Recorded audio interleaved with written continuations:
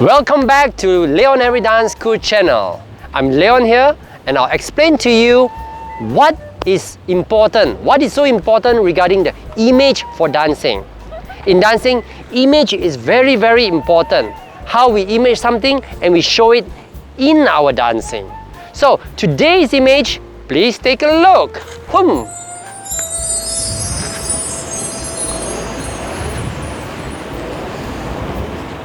The image that I'll be teaching today is the wheel hand action. So as you can see behind me, that is a wheel action. And to replicate that, we have our hands to do that. If you see my hands, it is the same image. Can you see that? So these hands is used a lot in Latin dancing. Okay.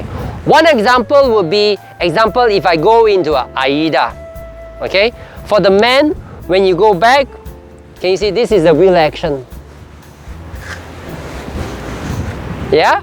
For the ladies, your left hand, you can go back. This is the wheel action. Okay? And then another place where you can do this would be the opening out left and right for the lady. So, opening out left and right is this step, 2, 3. Can you see I'm doing a wheel action?